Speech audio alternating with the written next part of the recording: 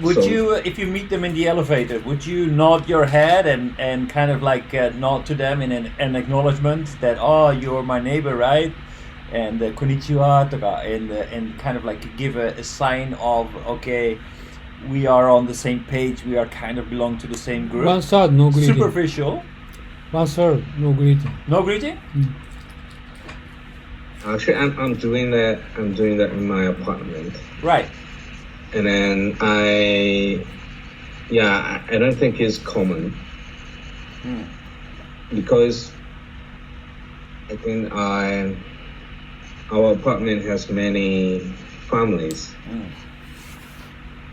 so who are living their children, and the parents needs to know each other because the children's each other, the family, I don't know, the friends. And then we basically, I think we are wanting to identify who is stranger. If there is stranger, we want to identify. So that's why we are knocking our heads to sign each other. We are living in this apartment. We are not a stranger. This is the sign. Right. I think by knocking our heads. But this doesn't mean that we are trying to create some same feeling that we are belonging to the same society. I don't think it's the reason.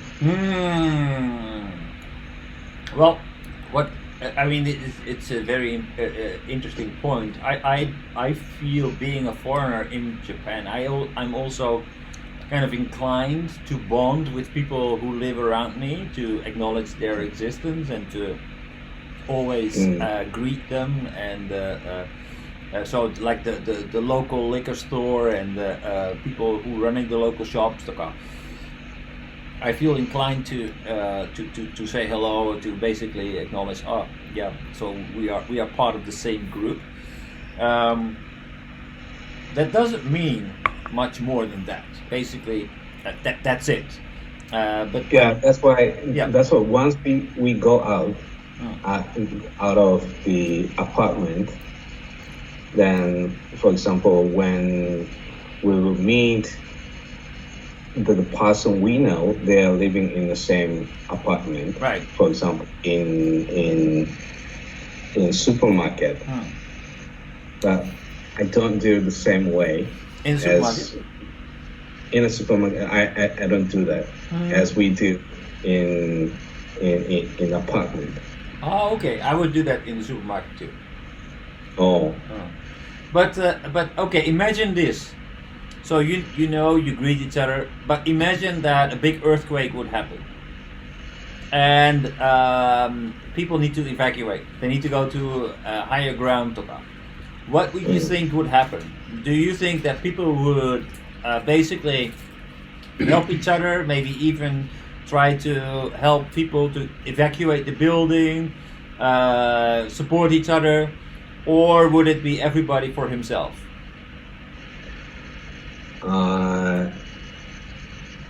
I think I would do help someone evacuate as long as our family is safe.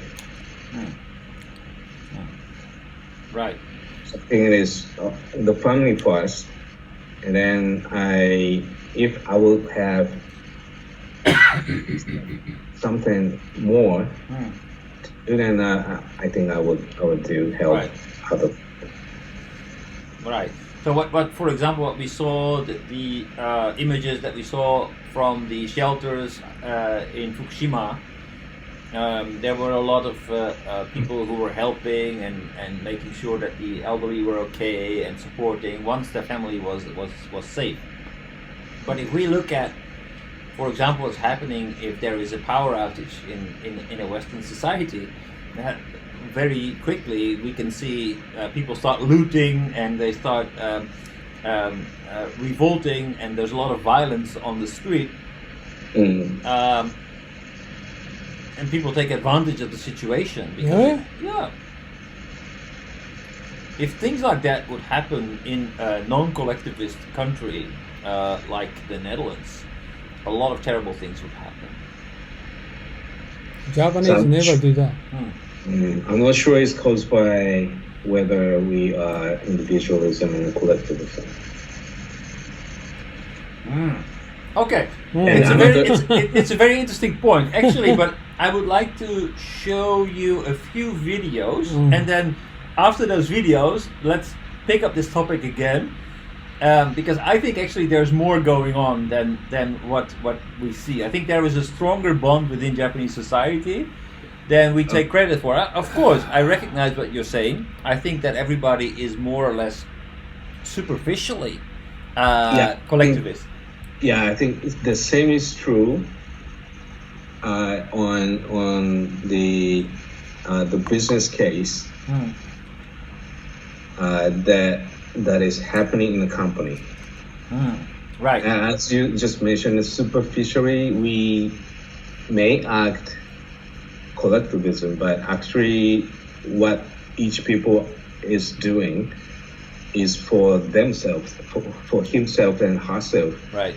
to pretend it looks like they want to maintain harmony, but actually I don't know. I'm not sure if that is for making harmony or just keeping their position for himself and for herself.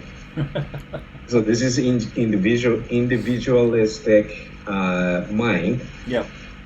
but they're pretending to act collectivism. So actually, this is a very interesting point. And this is from my personal experience now, currently at my company. So I've been in Japan for 12, 13 years now, and I know a little bit about how Japan functions from my personal experience. But in the company, the thing that my boss calls me for most is that I didn't get consensus before making a decision, before communicating something. So when I make a decision or when I do something, she always comes back to me. So, did you really agree with this with everybody? Did you get common understanding? And if I didn't, I've been severely scolded. So it's very, very important. Now maybe this is just my manager, or maybe this Japanese? is yes. So I'm not sure. The reason why he did that is because you are breaking harmony. You're out of the culture. But I'm feeling what I'm now feeling is if you would do that, and your manager maybe will be called by his manager. Right. I think what is it? Yeah, he might think he will lose his face, Yeah. so he might want to protect himself. That is one option. There's also another option, and that is actually thinking a very positive way. That what I realized that there is somebody else working for me. She is actually also a lot of people are talking about her, that she's not sharing information, that she is kind of like trying to exclude people from her decision making process. So what kind of talking is this? But actually, I now realize this is also she is not being very collectivistic in the way that she manages her team. So what I feel maybe what could be happening is that people talking about me the same way that I make decisions by myself. So she can be, if I think of it very positively, my boss could be actually be angry with me because she realizes that by doing things the way that I do things, I actually run the risk of people turning against me if decisions fall out the wrong way. So because I didn't get any consensus, because I didn't really do the nemawashi and do all the things that you need to do before you make a decision in Japanese businesses, Mm. actually I run the risk of being criticized and then gradually being ousted from the society that I'm part of, and that is crucial for actually being able to survive in a Japanese company. So from a negative perspective, seen from the negative perspective, it could be that, okay, yeah, maybe she's just worried about her own position, but from a positive perspective, perhaps she's just trying to protect me because she realizes that it's so important that you actually create consensus before communicating something.